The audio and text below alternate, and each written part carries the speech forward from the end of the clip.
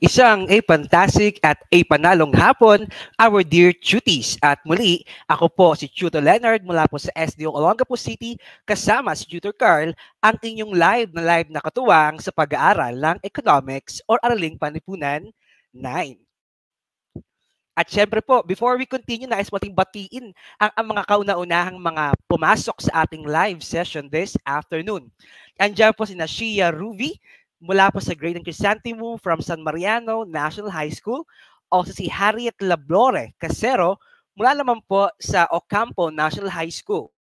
Andiyan din po si Nerissa, si Gwyneth, si Mark Harold, si Riza, si Princess Manalo, si John Kyle Brandes, si Princess Abigail, si Eunice Manalo Solomon, at syempre po ang lahat po ng ating mga Itolite tutors ay ating pong binabate. At syempre po, kayo po ay live na nakatutok. Saan? Sa free Itolite online tutorial gamit po ang inyong Facebook at ang inyong YouTube channels. At syempre po, ngayon pong quarter 3, week 5, tayo po ay darako sa epekto at pagtugon sa inflasyon. So ito po ay karugtong katuloy ng ating mga napag-usapan kasama si Tutor Carl noong nakaraang linggo. At syempre po, batiin na rin po natin ang ating mga kasamang sina Rayalyn, Princess Emeline, Shia, Ara Jose, Hannah, Dane Garma, andyan din po sina Anna Rose, Krisha, Kyla, Karen, Eunice, Ivan, andyan din po si Jana Galano, Tamika Nohea M. Betito, si Grazerni Etchowen. Hello po sa inyo dyan. Watching daw po from YouTube. Again, no, mga tuties natin, para mas marami tayong makasama at mas more interactive ang ating hapon ng Huwebes, pwede po natin i-share ang ating live every afternoon. At syempre po, nais po rin natin bigyang pansin at bigyang pagpapahalaga appreciation ng ating mga schools and tuties of Week 4. So sino po ang mga ito? Ito po ay ang mga kabataan o ang mga bata na nagbigay po ng kanilang enthusiasm sa pagsagot at pagtutok sa ating live tuwing hapon. At ang mga schools na may pinakamaraming supportive na mga tuties ay ating pong pinararangalan. At ang ating Week 4 tutie is none other than Princess Lay L. Agbayani mula sa Doña Magdalena H. Gafood High School ng Etiague, Isabela. At ang ating School of the Week ay ang hindi nagpapaawat at lagi pong nariyan ang San Mariano National High School ng SDO, Isabela pa rin. And before we continue, magandang hapon din po kay Angela Claire Palalay, Giselle Ann Lozada, Sean Vincent Kel Muhi, Vera Joy Loreto Agonoy, Harit Labore Casero, Princess Divine Manipon, Richel Colili, Meryl Ignacio, Riza May Anog, Osaya Borneo, Vina Garing Navarro mulang Ocampo National High School, Karen Bridget Kapili, Harit Labore, at si hello din po kay Siliesh Maramag ng Grade 9 Chrysanthemum ng SMNHS Maine. At hello po sa lahat ng tumututok sa ating po mga kasama mula po sa iba't ibang bahagi ng Pilipinas mula Luzon, Visayas at Mindanao. At upang bigyan din po ng isa pang parangal ng ating pong output of the week, ito po ay ang kanya isa sa mga bahagi ng kanyang output. At si Kuya Mark Alvin Platon ay nagbigay po ng kanyang pahayag ng kanya pong matalinong opinyon ukol sa pagtaas ng gas. At kung nais yung basahin ito, pwede bisitahin ang ating page or pwede rin nyo rin bisitahin ang page ni Tutor Leonard at ni Tutor Carl. At shout out po sa ating mga direktor ngayong hapon na ating pong kasama at kapiling sa pagbibigay po ng smooth na transition sa ating hapon ng Araling Panlipunan 9. At tayo po ay magpatuloy, ilang paalala, ihanda ang inyong lapis, kwaderno, notebook, at kung hawak ninyo ang inyong mga module, that is way better, no? Para habang tayo po ay nag-aaral, pwede nyo pong i-take down note yung mga mahalagang detalye. Pangalawa, ang ating gagamitin sa talakayang ito ay ang Araling Panlipunan 9 module na isinulat ni Eleanor M. Camisa at nilathala ng DepEd Region 3. At syempre, inaasahan po namin na kayo ay makipag-participate gamit po ang ating comment box. Pwede niyo pong ibigay ang inyong katanungan o ang inyong kasagutan sa ating mga mapag-uusapan this afternoon. At upang umpisahan at gawain ngayong hapon, ito ay ilan sa mga katanungan na inyong maaalala mula sa inyong aralin with Tutor Carl. Anong gagawin, tutor? Tukuyin ang hinahanap ng mga sumusunod na pahayag, gamitin ang mga ibinigay na letra bilang gabay. So may isang letra sa bawat katanungan, ang kailangan nilang gawin ay hulaan, alamin kung anong uri kaya ito ng konsepto mula sa topic ng inflasyon. Unang bilang, ito ay nagpapakita na mayroong magandang takbo ng ekonomiya at mababang antas ng kawalan ng trabaho. Anong terminolohiya o salita ang ating ginagamit upang sabihin na isang bansa ay may lumalago at may mabuting ekonomiya at ito ay nag-uumpisa sa letter B? Dear cuties, pwede nyo na pong ilagay ang inyong mga kasagutan sa ating comment box. At hello din po kay Kizaya Farah Obaldo, kay Dari, kay Francis Catherina Velarde. Hello din po kay Ara Jose. Sabi niya po, watching from Olongapo City National High School.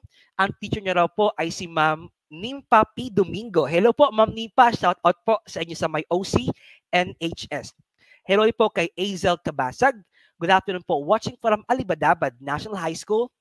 Grade 9 Democritus. Hello din po kay Rain Espadilla ng from Godofredo Reyes Senior National High School ng SDO Camarines Sur. No, malapit ng summer, Camsur na tayo. No, once again, pwede niyo pong i-share ang ating lives para mas marami tayong maabot ng mga kabataan, especially po grade 9 students. Also kay Karen Bridget Capili, kay Krisha, hello po sa inyo dyan. At syempre po, may mga sumagot na sa ating unang katanungan. Ang sabi nila, ito ay booming effect. Yung iba naman ay boom.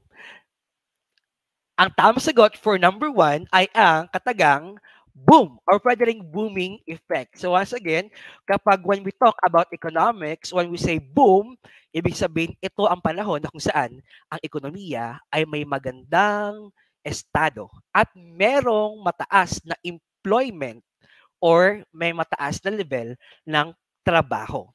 At tama po ang lahat ng sumagot ng boom or booming effect.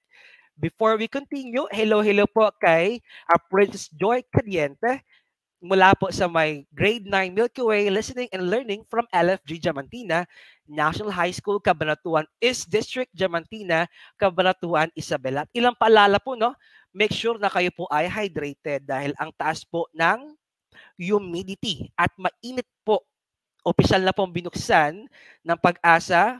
They officially said na ito na po ang umpisa ng mas mainit na panahon sa ating bansa. Kaya drink more water. Okay, number 2. Ito ay tawag kung may pagbaba sa halaga ng presyo ng mga bilihin. So, ano ang ating terminolohiyang ginamit or sinasabi kapag may pagbaba naman sa presyo ng bilihin? So for number 2, please drop your answers.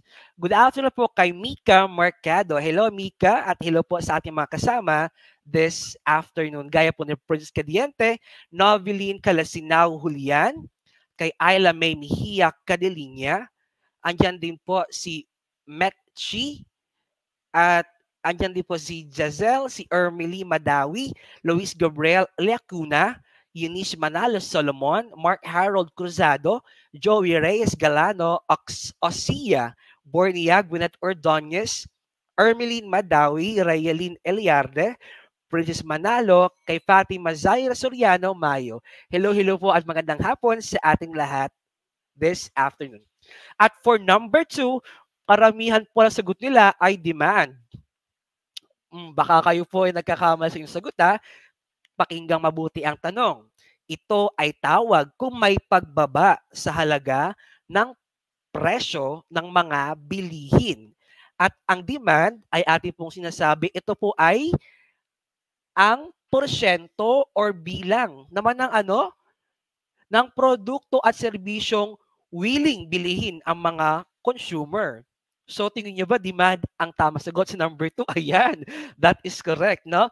Dahil ang tamang sagot for number 2 ay deflation or deflation sa English. Tama po, sina Vren Taginod, Cheryl Magistrado, Hanat Magistrado, Vren Taginod, andyan din po si Met, si Ermeline, si Rayalyn, Kimberlyn, Ermeline, at saka si Richie Kulili, Vina Garing Navarro, no? Hindi porke economics ang topic, demand agad So, again, kapag may pagbaba ng presyo, we call it as deflation or deflation in English. Ayan, tawang-tawa po yung iba nating mga kasama this afternoon. Number 3, ito ang pinakamababang antas ng ekonomiya kung saan mataas ang antas ng kawalan ng trabaho sa loob ng isang taon. So ano po ang tawag, tutor, again, mga tuties, kapag ang isang ekonomiya ay merong mas malawak na panahon, usually taon, kung kailan mababa ang ekonomiya at mataas ang porsyento ng mga taong walang trabaho. Kasi we have two. Yung una, yung short term, but this question number 3 is yung long term. Alright? You may na put your answers on our comment box. At hello din po kay Jan Angelo J. Brunil, kay Shane Carla Rionda. Good afternoon po. Shane Baita, grade 9 Ace, watching from Godofredo Reyes Senior National High School. Senior High School, right, ng SDO Camarines Sur, at kay Kiera Audrey. Good afternoon po. Grade 9 Chrysanthemum from Mariano National High School. At shout out po sa kanyang teacher na si Ma'am or Sir Jules Peralta. We now have our answers for number 3 because the correct answer is depression or depression. So tama po ang lahat ng sumagot ng depression or depression. Let's go for number 4. Ito ay dahilan ng inflasyon na tumutukoy sa pagtaas ng demand na hindi matugunan ng supply. So anong tawag natin, no, sa isang dahilan ng inflasyon na kung saan ang very reason nito ay ang mataas na demand na hindi masustentuhan ng supply sa ating ekonomiya. At good afternoon po, sabi niya, I am Mary Rose Balog, watching from Godofredo Reyes Senior National High School. Hello, hello po sa inyo dyan. At kay Manuel Ramos, watching also from Godofredo Reyes Senior National High School ng SDO Camarines Sur. At shout out po kay Sir Manuel na kanya pong teacher, Sir Manuel Ramos ng Araling Panlipunan. Alright. For number 3, again, tama po lahat ng sumagot ng depression or depression. For number 4, the correct answer is, ayan, tama yung sagot po ninyo. For number 4, lahat po ng sumagot ng demand push inflation ay tama po ang inyong sagot. Ayan. At hello po, still watching po si Mika Mercado at si Racheline Aaron, watching, listening from Echaga West District, Doña Magdalena H. Gafood High School.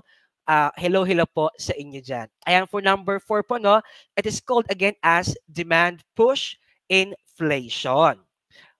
At number 5, ito ay dahilan ng inflasyon na nagsasaad na ang pagtaas ng alinmang salik ng produksyon ay nakararagdag sa gastusin ng produksyon. So, ano namang uri? Ito yung counterpart niya naman, no? Anong uri naman ng inflation ang tawag natin kung ang dahilan ng pagtaas ng presyo ng mga bilihin ay may kinalaman naman sa pagtaas ng mga gastusin sa mga salik ng produksyon. Halimbawa, kung tataas ang upa sa lupa, kung tataas ang kabayaran sa mga manggagawa, kung tataas ang halaga ng mga hilaw na produkto, ano po ang tawag natin sa uri ng inflasyon o inflation na ito? At hello din po kay Lian, Margaret, and Daya. Good afternoon po. Watching from GRSNHS, Ragay District, SDO Camarines Sur also. Hello, hello po sa inyo sa Camsur. At hello din po kay Vren Taginod, kay Maflor Ancheta, kay Princess Elijah Conchas. Hello, hello po sa inyo dyan. I've seen already mga sumagot for number 5 dahil ang tamang sagot ay lahat ng sumagot po ng cost push inflation. You got the correct answer. At hello po, good afternoon po, Osaya S. Bornia ng grade 9. Hello, hello po dyan sa inyo. You may now put your scores. Ilan kaya nakuha ng 5, 4, 3, 2, at 1.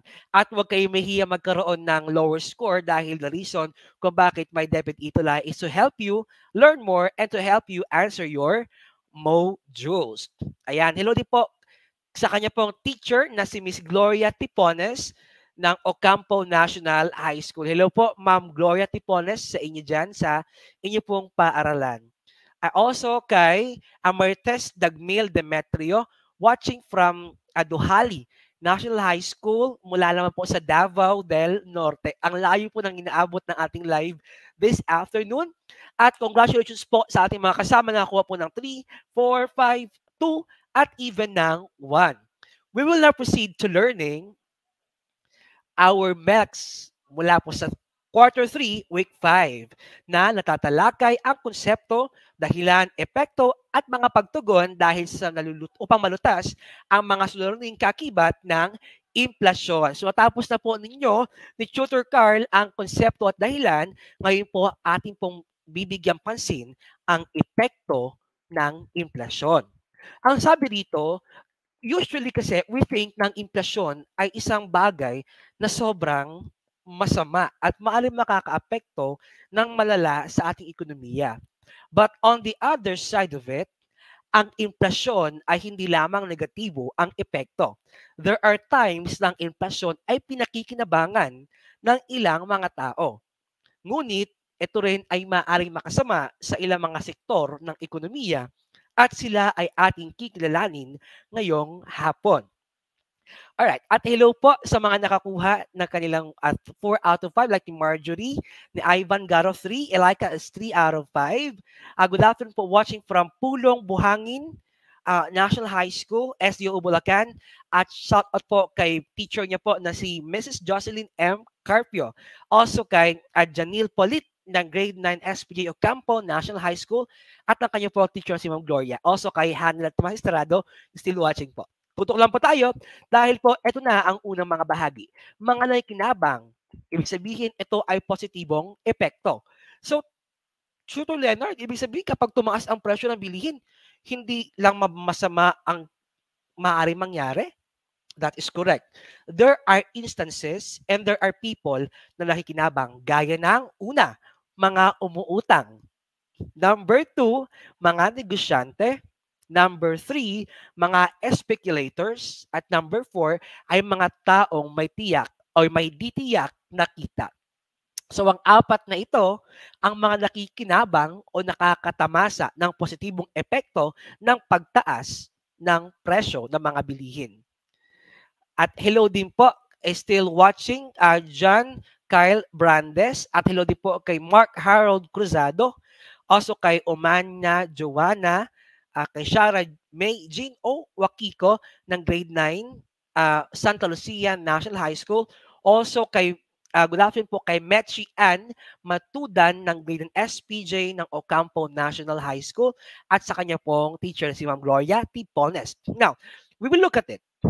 Paano po tutor na kinabang ang mga umuutang kapag may inflation? Ito ay isang halimbawa. Ang pag-utang na may 10 bahagdan or 10% na interest ay nanatiling 10%. Halimbawa, umutang ka ng 1,000 piso. Pero ito ay may tubong 10% or 10 bahagdan. Ngunit tumaas ng 15% ang inflation rate. So, yung inutang mong 1,000 noong nakaraang taon, halimbawa, ang halaga niyan sa kasalukuyan ay 935 pesos na lamang. Alright? So in short, sin umutang, sa halip na magbayad ng mas mataas na halaga, mas bababa ang kanyang babayaran. Base, again ha, hindi po ito extrinsic but intrinsic. So sa halip magbabayad siya ng 1,000 pesos, na halaga dahil bumaba o dahil tumaas ang inflation rate. What will happen? Yung 1,000 na kanyang utang, ang kanilang kailangang bayaran ay 935 pesos. At hello po, is still watching si Mika Mercado, also si David Puwar Riseo, at hello din po kay Vina Garing Navarro, also kay Lyra Jane Padua, Eunice Manalo, Abby Villanueva Pilapil, Kathleen Espion. Next po, we have mga negosyante. Ang mga negosyanteng maraming stocks na produkto gaya ng asukal at nagkaroon ng pagtaas sa presyo ng asukal ay tataas ang kita ng hindi inaasahan. Halimbawa, isa kang negosyante ng asukal. Bumili ka ng asukal, ang isang sako halimbawa ay 1,000 piso. Inaasahan mo itong ibebenta lamang ng 1,200 halimbawa, pero tumaas ang presyo ng asukal at ngayon kasalukuyan halimbawa ang isang sako ay umabot ng 1,500. Kung dati, kung ibebenta mo ang isang sakong asukal, you will only gain 200 pesos. Pero dahil tumaas ito ng 1,500, magkakaroon ka ng hindi inaasang additional 300 pesos. In short, ang mga negosyante po may stocks ay maaaring kumita ng mas malaki tuwing may inflasyon. At hello din po kay Froy Louie Inocencio, watching from Olongapo City National High School. Hello, hello po. At kay Mika Mercado, have a nice day, sir. Have a nice day too. And kay John Kyle Brandes, Prince Elijah Abunesco Conchas is still watching din po siya. Let's continue. Mga taong may ditiyak na kita. May mga taong kumikita sa komisyon or commission-based earners. Kaya tuwing may inflation or inflation, tumataas ang presyo ng kanilang kita o tumataas ang kita nila. So, shooter, paano po nangyayari yan? Halimbawa, sa kada benta ng isang nagbebenta ng lupa o ng isang bahay halimbawa sa subdivision, ang mga commission nila halimbawa ay nasa 10%.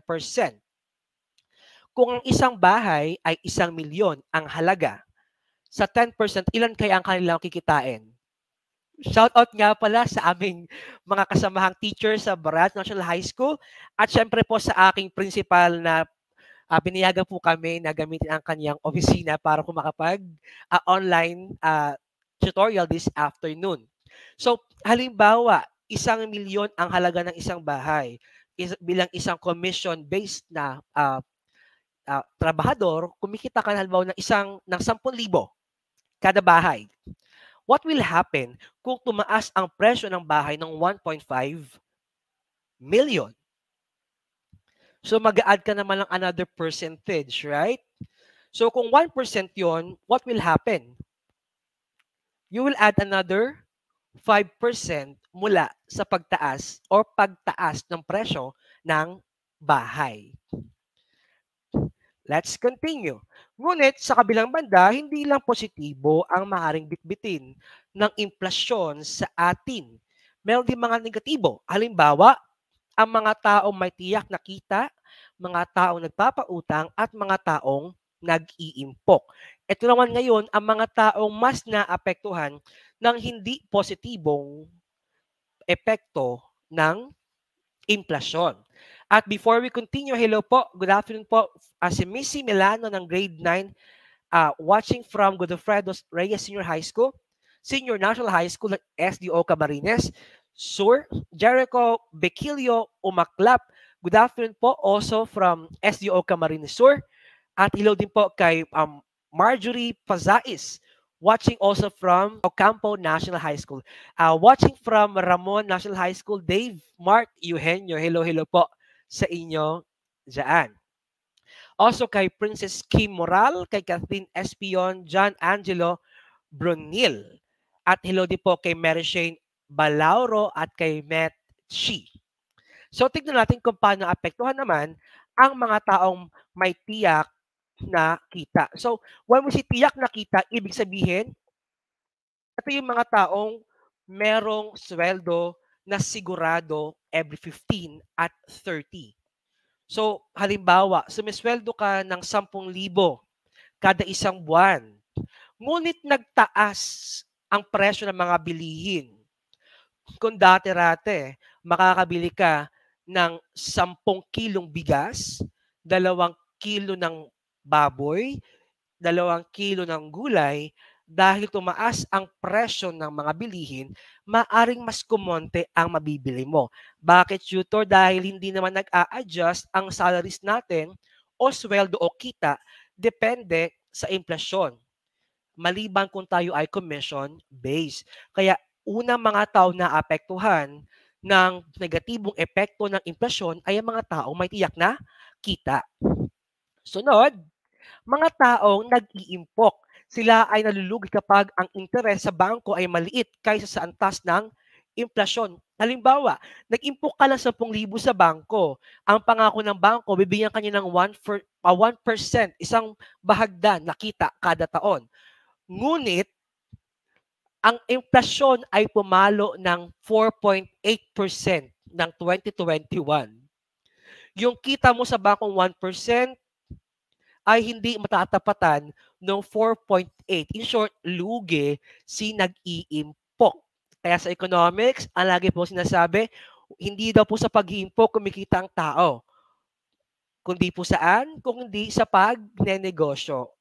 On taking risk on businesses.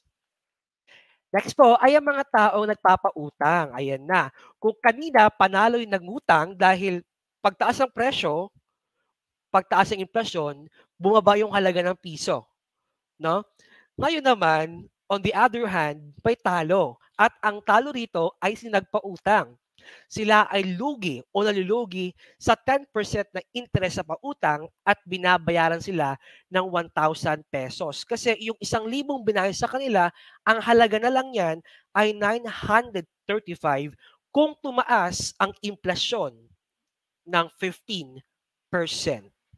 Alright?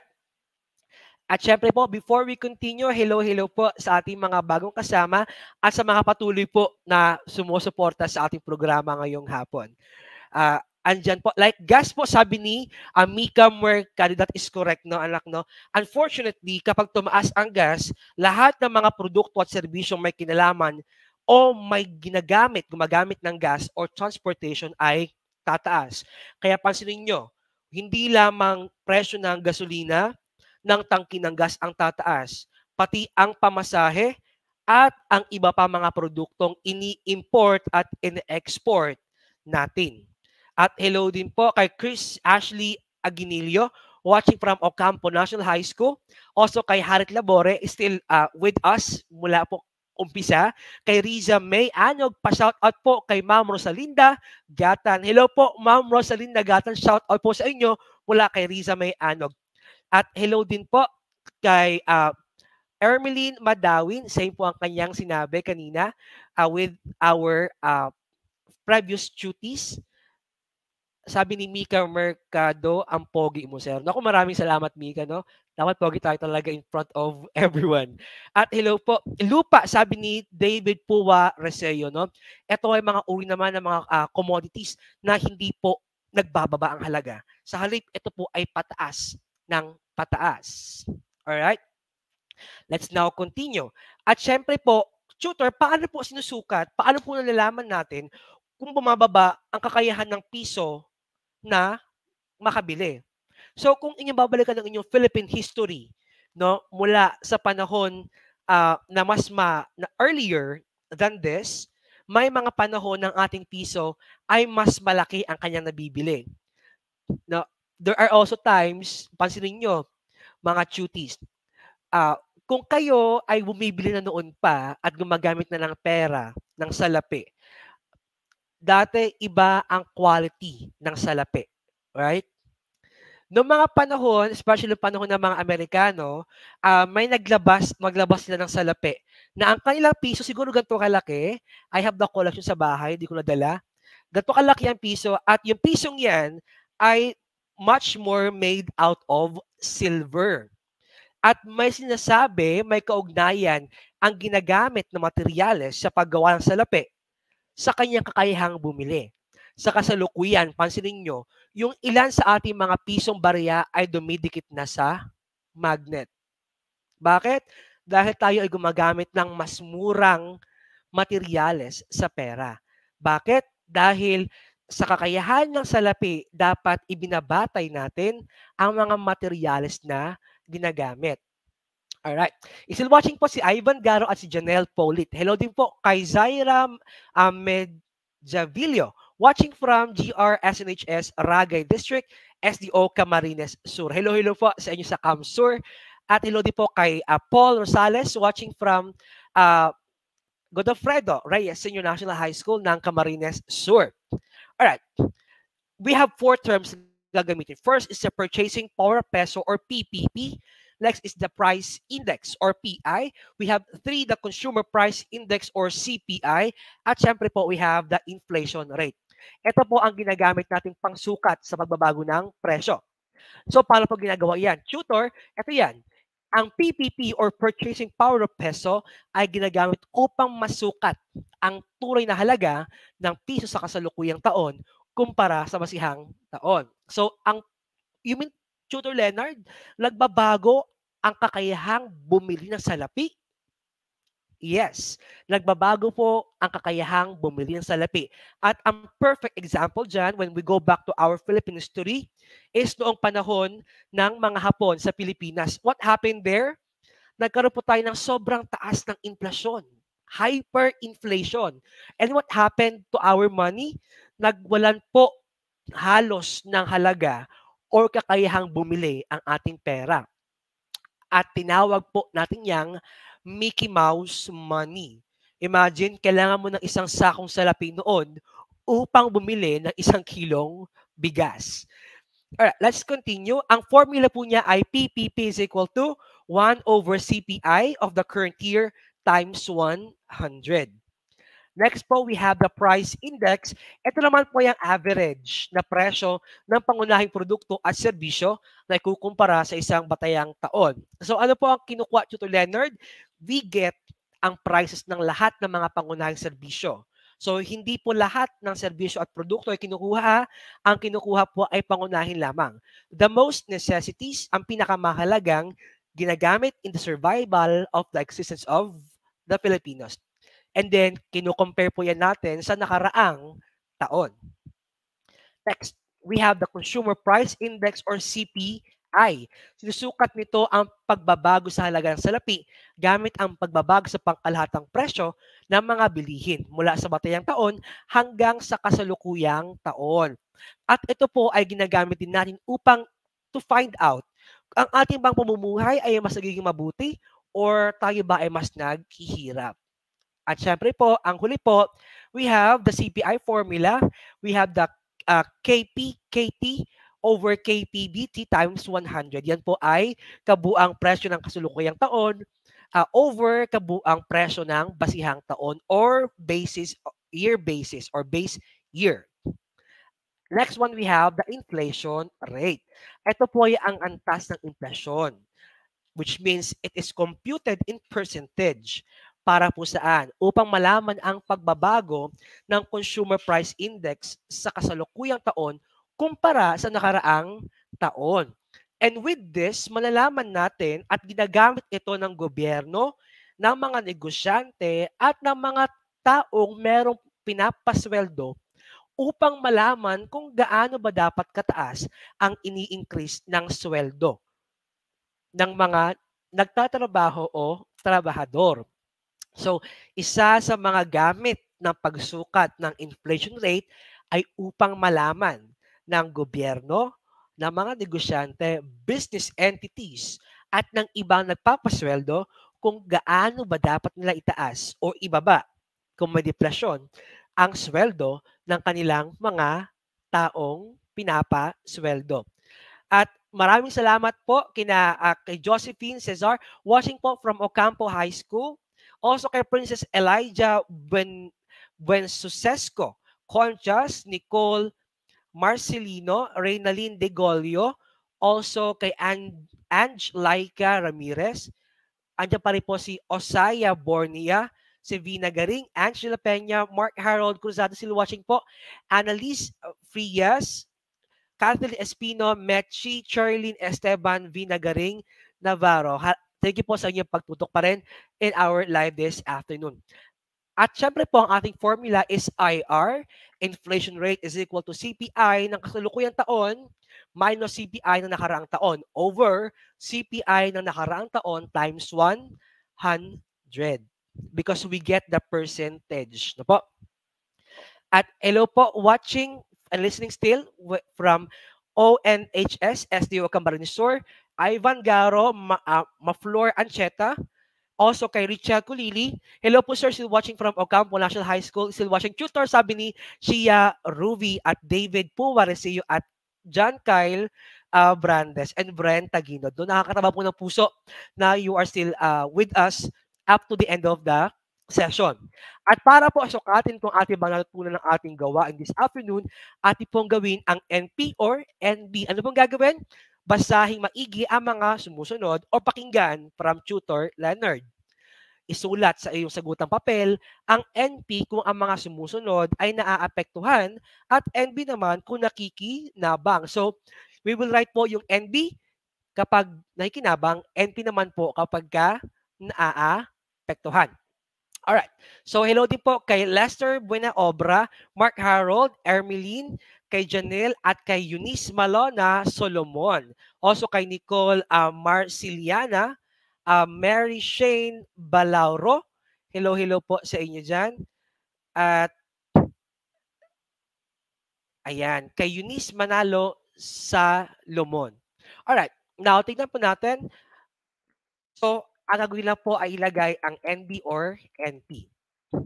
So, we have the following terms. Number 1, mga nangungutang. Number 2, nag-iimpok. Number 3, mga taong di tiyak ang kita. Number 4, nagpapautang. At number 5, mga speculator. So, ilagay nyo lang po yung number 1 at ilagay nyo po number 1 NP or number 2 NB. Number 2 NP, number 2 NB, so on and so forth. Is still watching po si Lizabel Felicity. Hello po sa inyo dyan. Also, good afternoon po, Mechi Ang Matudan ng grade 9 SPJ Ocampo National High School. So, number 1, ano po ang inyong sagot? Our dear cuties. Pwede niyo pong ilagay ang inyong sagot for number 1. At before po tayo mag-continue now, I also want to greet ang aming pong SDS ng Olongapo City, ang aming pong Madam Lailani Cunanan, ang aming pong ASDS, we have Madam Mylene Minimo, ang aming pong principal na si Madam Maria Criselda Distiada, ang aking pong kaka-retire na master teacher na si Madam Edita Torino, ang aming pong head teacher na si Madam Orine, at syempre po ang lahat ng supportive teachers and staff ng Barreto National High School. Hello po sa ating dyan ngayong hapon. Alright, meron na pong sumagot ng number 1 and their answer is NB because number 1, the correct answer is NB. That is correct, no? NB. How about number 2? So number 1 po, tama po sina Baby Marjorie, sina Jaslyn, sina Kyle Brandes, si Princess, si Gina Lynn, si Matt, si Chi, si Janil, si Mika, also si Bernard, si Charlene Esteban,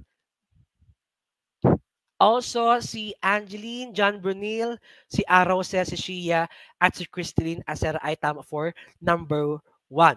Okay, let's go now for number 2. Mga nag-iimpok. That is correct. For number 2, ang tamang sagot ay NP. So sila po ay naaapektuhan in a negative way. Ayan. At tama po ang lahat ng sumagot ng NP for number 2. Let's go for number 3. Ano kaya ang sagot for number 3? Ang mga taong di tiyak ang kita ba ay masaya kapag may inflasyon? Or maaaring sumaya pag may inflasyon? Or sila ba ay malulungkot gaya ng mga nag-iimpok? Ayan, may nakita na po ako sagot sa number 3 gaya po ni Cherilyn Esteban, also ni Ivan Garo. Dahil ang tamang sagot for number 3 ay NB. So sila po ay nakikinabang in a positive way. Let's go now for number 4. Ang mga nagpapautang kaya, sila kaya ay mas kumikita ng bahagya or mas talo kaya sila sa panahon na merong inflasyon? Alright, I've seen some answers already for number 4 dahil ang tamang sagot ay NP. Ayan, sila po ay hindi rin po nakikinabang. At number 5, mga speculators. Ito po yung mga nag-aabang, no? Saan tutor sa pagtaas ng halaga ng mga serbisyo at produkto. At minsan po, sila rin po yung mga nag-aabang sa pagtaas ng presyo ng stock sa stock market. Alright, someone has answered number 4 already because ang tamang sagot for number 5 ay NB. Sila rin po ay nakikinabang. At syempre po, before we end up our session this afternoon, bilang karagdagang gawain po, ngayon na alam mo na ang kahulugan at gampanin ng pagkatuto ukol sa impresyon, magbigay ka ng 5. Una, mabuti ng epekto nito sa iyong pamilya. Sa iyong family, makakaapekto ba ang pagtaas ng presyo ng bilihin at ng mga serbisyo, mga produkto? Kung oo, magbigay ka ng at least 5. At siyempre po, yung masamang epekto rin ay atin pong isama. Also, 5 bahagi. At siyempre po, maraming salamat po sa lahat ng tumutok at nakisagot this afternoon sa ating live session. Siyempre, before we end up, no, pwede mo itong ilagay sa bond paper o pwede ko gumamit ng online applications or cellphone applications at itag mo na kami ni Tutor Carl at Tutor Leonard at i-hashtag mo na rin ang hashtag #Ito3, hashtag #Implasyon. At abangan po natin next week ang Week 5 Theory of the Week, School of the Week, at syempre po ang Output of the Week. Sa lahat po na nakuha ng 4 out of 4, 4 out of 5, 5 out of 5, those are very good scores. And that for sure, you will answer your modules properly. At muli po, ako po ang inyong lingkod, live na live, si Tutor Leonard, kasama si Tutor Carl, mula sa SDO Olongapo City. At syempre po, you can find us always sa DepEd EdTech Unit at DepEd Tayo Facebook pages. We also have our own Itulay Facebook page and our own YouTube Itulay page. No, don't thank me because I should be thanking you. Maraming salamat sa inyong pagtutok. Muli, wala na pong aalis dahil po katuloy na po natin ang ating pong grade 10. At syempre, for suggestions and comments, you may email us at edtech@deped.gov.ph. At syempre, level up po ang Itulay, kaya pwede mo na pong picturean, i-scan ang code na yan, at diretso ka na makapag-comment in our current live. Abangan na po natin si Tutor Edwin at si Tutor Leia sa Aring Lipunan 10. Once again, good afternoon. Maraming salamat. Stay hydrated at mag-ingat tayo.